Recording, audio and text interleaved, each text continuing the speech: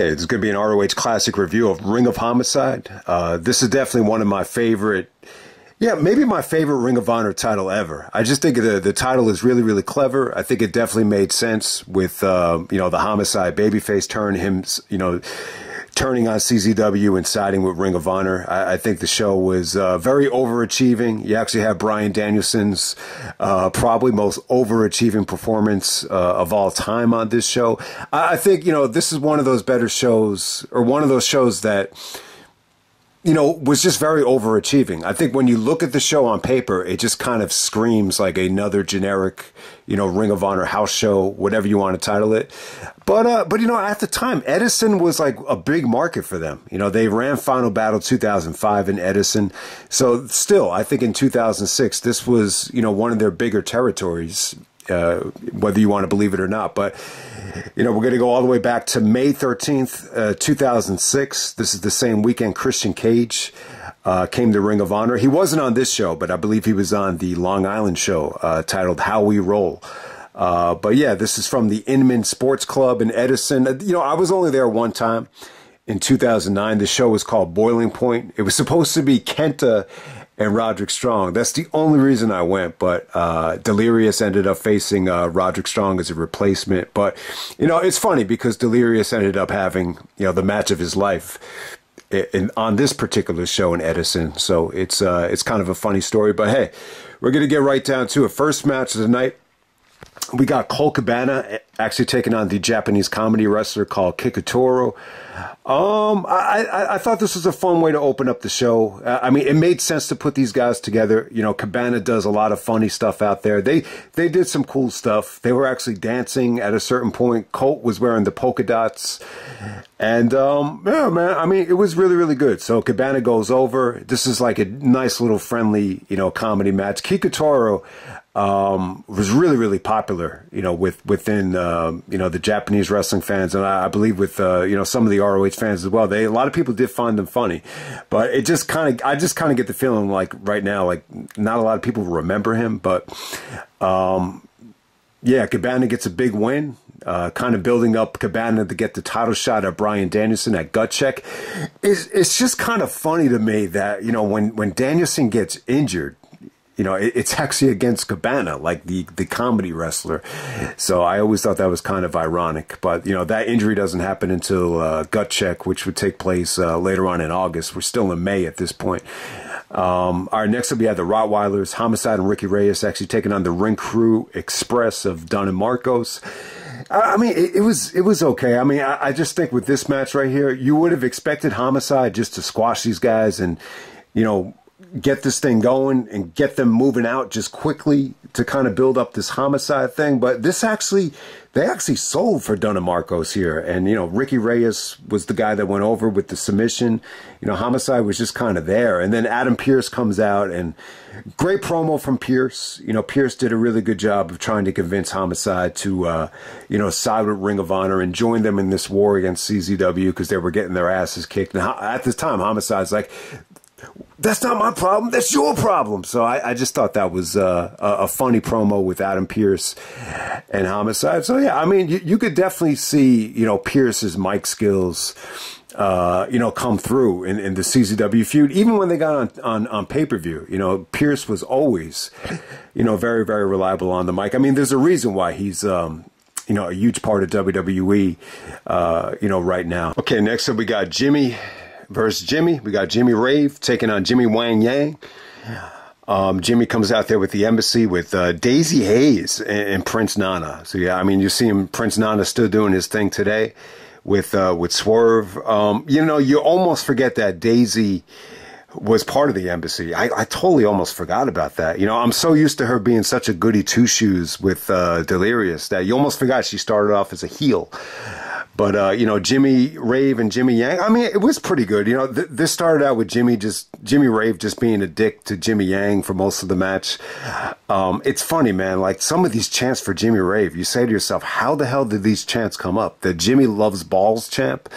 I mean, when did that start? I mean, that caught on and it never died out. But, I mean, it was good, man. I thought they had, a match that better than you would expect. I think Jimmy Yang, you know, was really, really good here. He's an underrated worker. I think Jimmy Rave is really good, especially when you put him in the ring with a great worker. I mean, it's kind of a bland combination here, this Jimmy versus Jimmy combination, but, you know, ultimately, you know, Jimmy actually wins with the pedigree, and, you know, Daisy and Prince Nana just kind of, you know, took the referee away from the action, you know, far too many times. But I got to say, you know, the match was actually pretty damn good. I mean, Jimmy Yang had a pretty good showing here, even if the booking really didn't kind of, you know, cater to his strengths. For the ROH Pure title, we got Nigel McGuinness taking on Jay Lethal. All right, this was a unique matchup here. So Lethal at the time, if you can remember, in the spring of 2006, you know, he was getting a lot of time on Impact. You know, they were promoting Jay Lethal as, oh, this guy's only 20 years old. He's,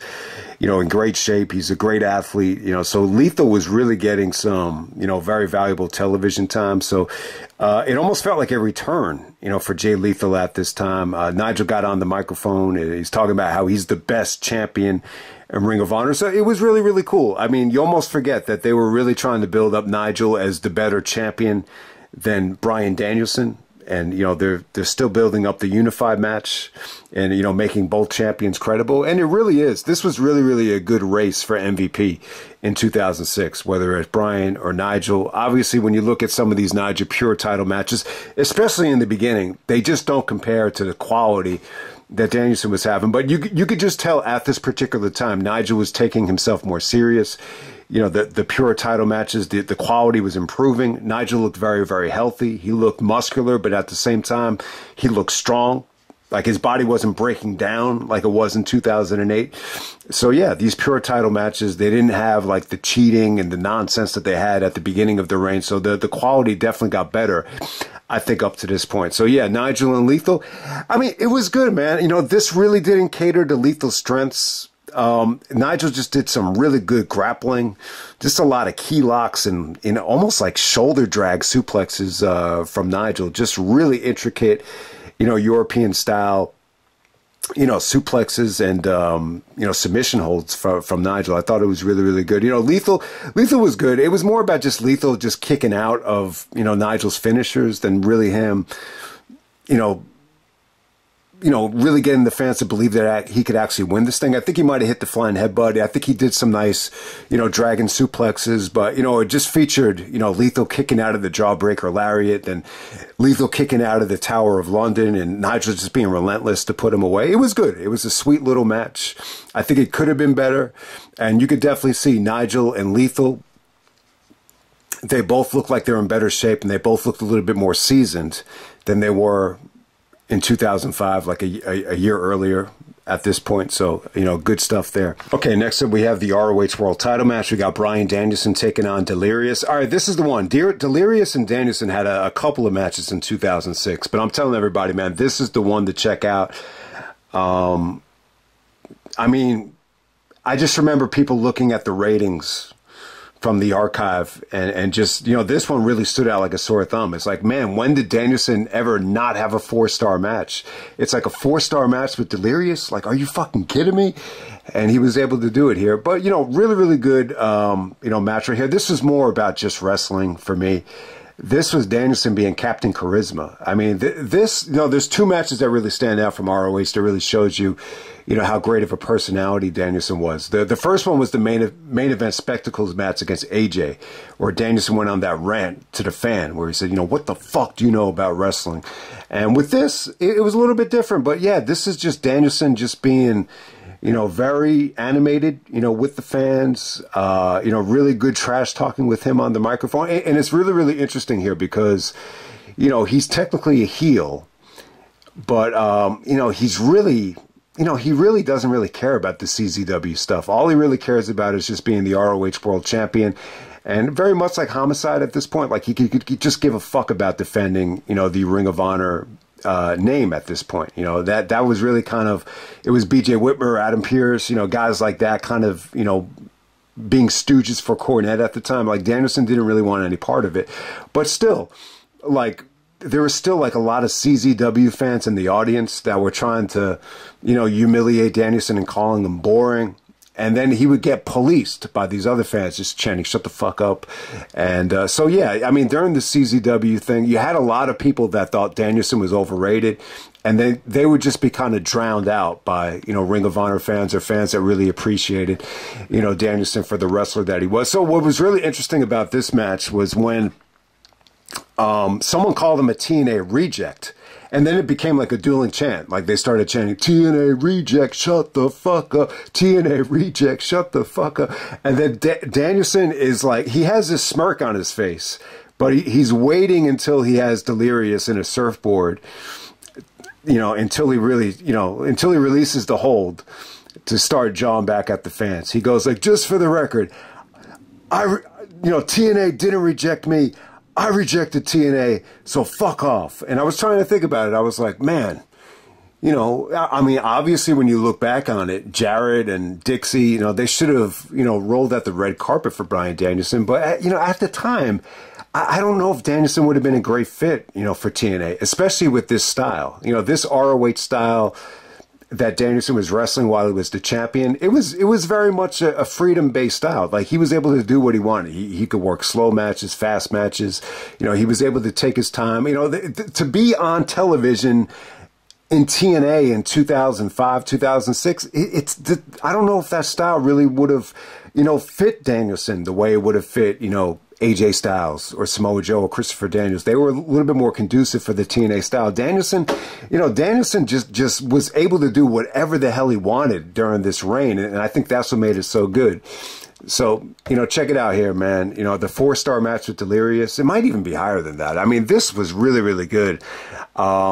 You know, it's a little bit of a slow burn, but if you could just sit with it, man, there's just some really, really good stuff here. The pre-match promo was awesome, too, about how Danielson was saying, like, he doesn't think Delirious is even worthy of a title shot. Like, the people in Edison don't even deserve to see me wrestle. And then Delirious gets on the mic, and he just starts jawing at him, and it ends with, I'm just going to kick your ass. So you get all that gibberish from Delirious, but it was good, though. Like, he really hyped up the fans, you know, before the match even started. So, yeah, Danielson was great here. In terms of the action, you know, once this got going, you know, Delirious was able to hit the Shadows over Hell. He was able to do the tope onto Danielson. He was able to hit him with the Cobra Clutch. Did some really nice backbreakers to him. There was a sequence in the match where the fans thought Danielson was going to tap. And, you know, that's the whole point of it. You know, how could you make these fans believe that Delirious could actually win this thing? And he almost did, and it was great. It was just such a fucking awesome match. I couldn't believe how good this was looking back on it. But, yeah, I mean, I do remember, you know, there was a Delirious match that really overachieved, and, you know, this would be the one.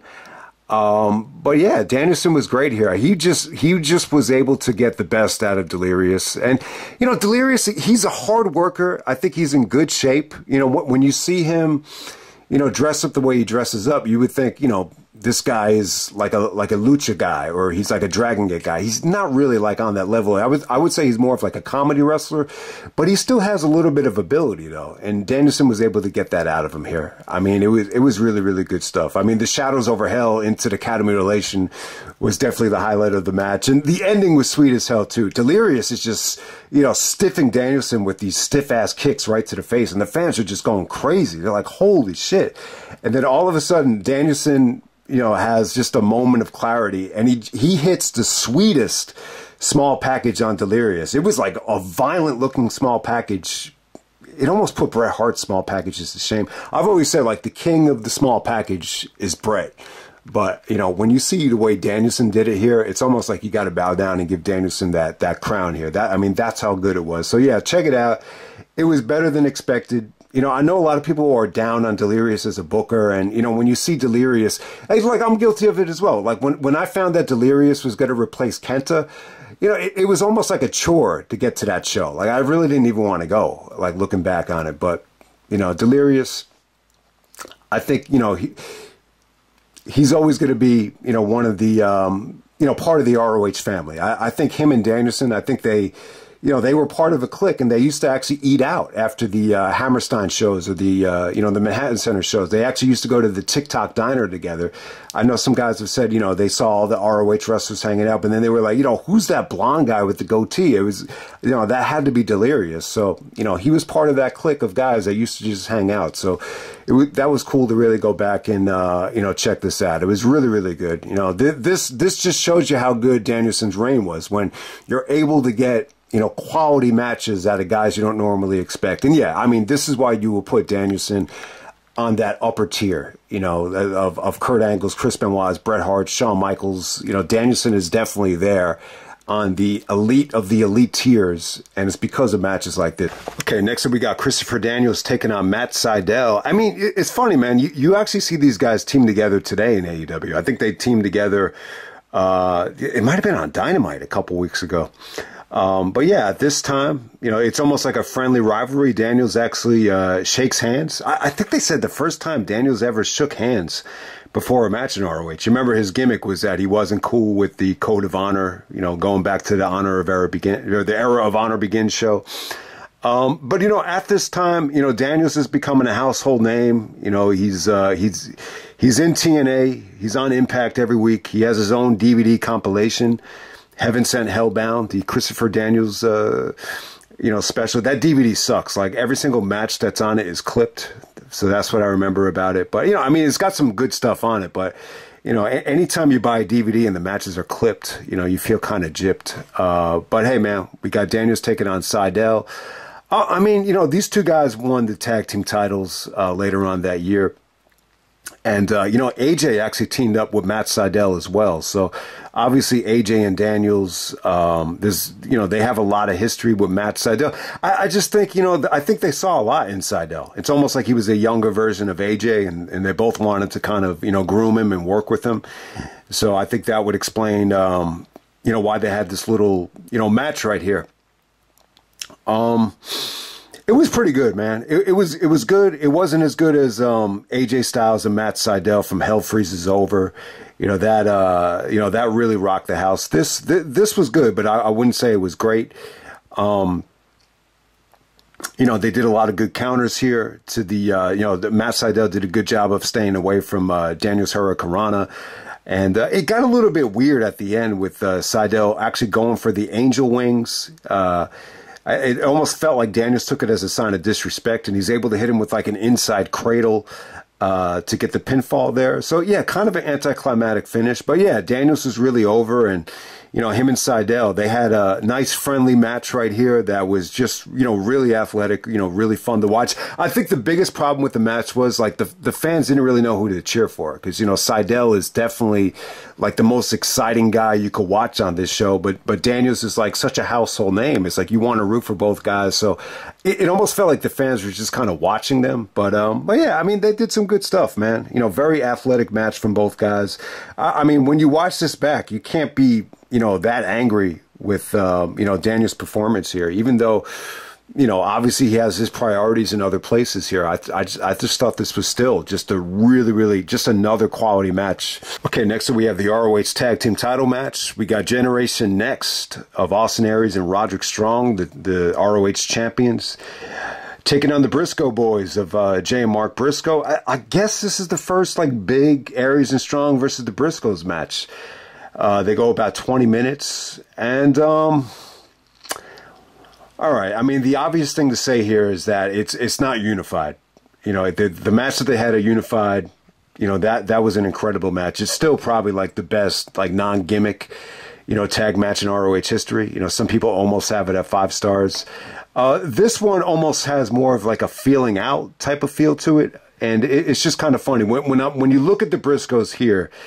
It feels like the Briscoes are still not, you know, packaged properly in terms of the ring attire, in terms of the presentation. Like, some of the fans are still, like, talking shit to them and jawing with them, and it's almost like these are the fucking Briscoes. Why would you say fuck you to the Briscoes on their way out of the building? Some guys started to get into a fight with Mark, like, for no reason. I just didn't get it. But yeah, you know, Jay and Mark, they still have, like, different ring attire. They don't look like a cohesive team, you know, quite yet, but they, you know, they're on their way though. They definitely look like they're in better shape. They look more muscular.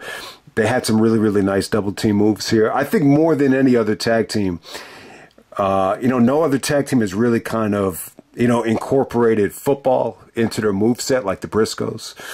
You know, they just had that 3-point stance. where they both, you know, shoulder block the guys. I thought that was pretty cool here. I mean, there were some really, really interesting things here with Aries. You know, at one point, you know, Mark is, you know, getting elbowed by both Aries and Strong, but he's trying to get leverage by holding the rope. And then Aries kind of slingshots him out of the ring. I thought that was really, really cool. You know, that really stood out. Roderick actually, you know, it's really not until Roderick gets the hot tag where this thing really picks up. So, yeah, you know, this is one of those situations where Roderick really, you know, elevated the match just by his offense, his backbreakers, his chops, his drop kicks. I mean, it was just beautiful to watch, man. And there were some really, really nice counters to, you know, Strong and Aries had that combination where, you know, Strong does that half Nelson backbreaker, then Aries goes for the 450. The Briscoes were able to dodge it and then hit the springboard, you know, pile driver. It's like that springboard spike pile driver. They hit it, and then all of a sudden Aries, you know, kind of backflips Mark Briscoe to get, you know, like an upset, you know, roll up out of nowhere. And, you know, there was some confusion about whether they were the legal men or not. Then the ref, I think it was Todd Sinclair, confirmed that Aries and Mark were the legal men. So the victory actually counts. So,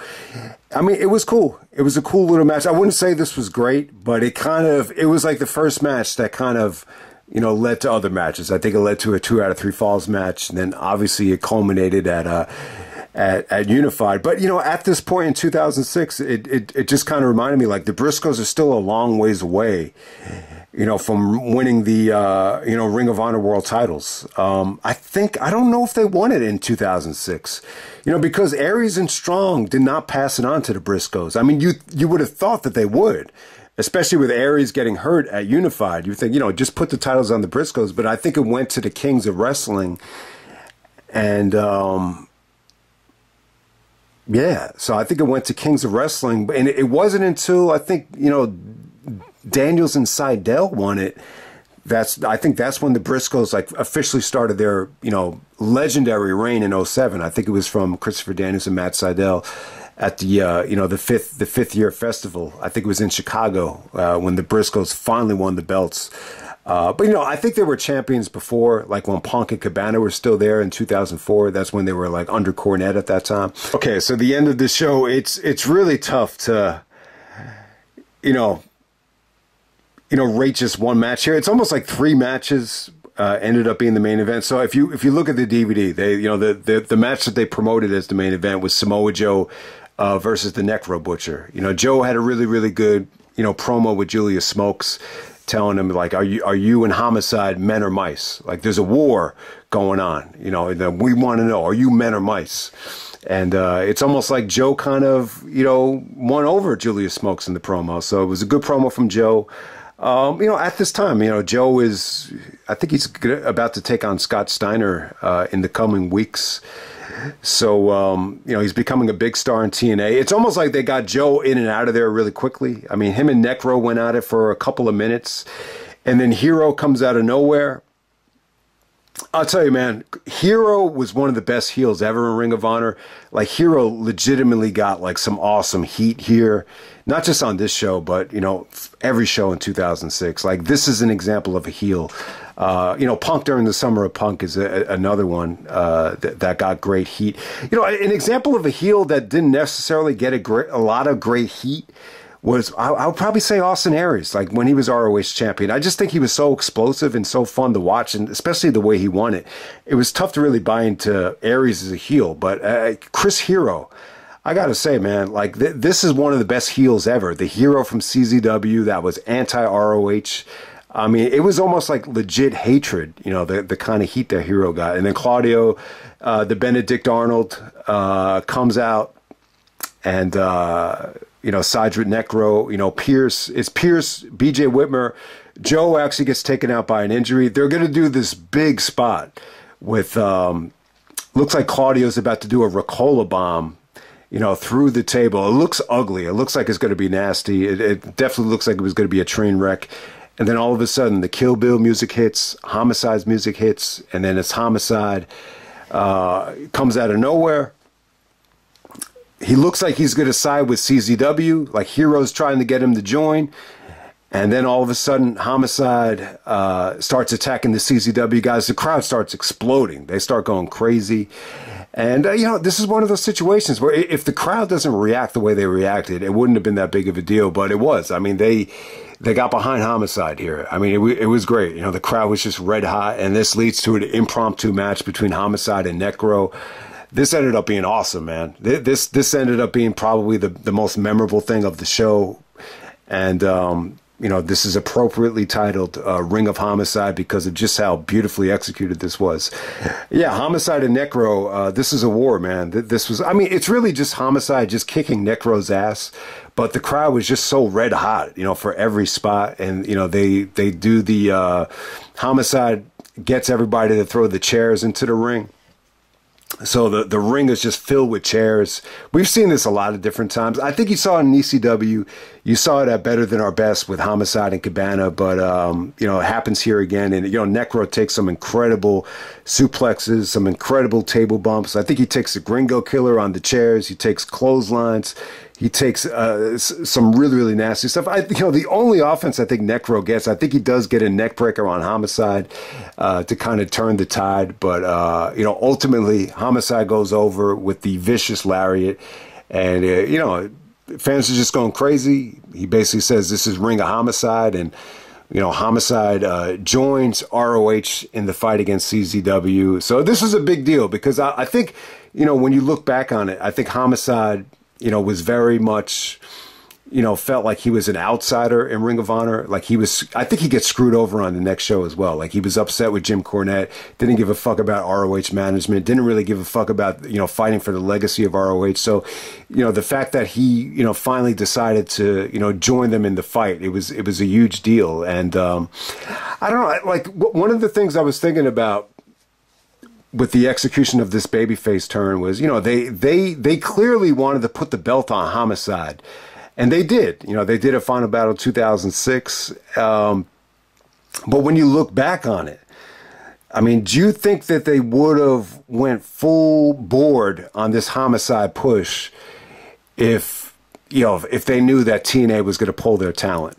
You know, and it's funny because when they put the belt on Homicide, you know, it was before the pay-per-view deal. So, you know, TNA was still letting, you know, Joe and Homicide work for them. But, you know, would they have really, you know, went ahead and done it, you know, if they knew what was going to happen? I just don't know. It's a tough question. And I wish Homicide would have gotten a better, you know, reign. His reign was just very, very short-lived. It's almost like they took it away from him, you know, almost as soon as he got it. You know, and some of the fans started turning on Homicide right away because, you know, being ROH trying to follow Danielson and Joe at that time was almost impossible. But hey, man, you know, this is the Homicide babyface or, you know, I guess you want to call it the Homicide babyface turn. Like I guess it really was, man. And then it led to the you know, CZW stuff at the Cage of Death. And it led to him winning the ROH World title, and, you know, the rest is history. But this Homicide and Necro match, it's impromptu. It kind of comes out of nowhere. But, yeah, man, I mean, from a crowd reaction standpoint and from brutality standpoint, you know, Necro took a pounding here. I'm not a huge Necro Butcher fan, but, you know, he was the perfect guy to put against Homicide in this spot. You know, this was just building Homicide up as a monster babyface, and obviously no one is willing to take a pounding like Necro, so it really worked out. Awesome, awesome show. You know, better than I remembered. I think the show is underrated as well. It's a shame that there's no reviews of this show on YouTube, even on Cage Match. Like, no one even wrote a freaking comment about this show. I'm just like, you got to be kidding me. But, you know, when people say straight to DVD, it's almost like it has a negative connotation to it. And I guess that's for a reason. But this, you know, just because it's straight to DVD doesn't mean it's not worth checking out. This is definitely a hidden gem. It's definitely one of the best and overachieving ROH shows ever. So definitely check it out.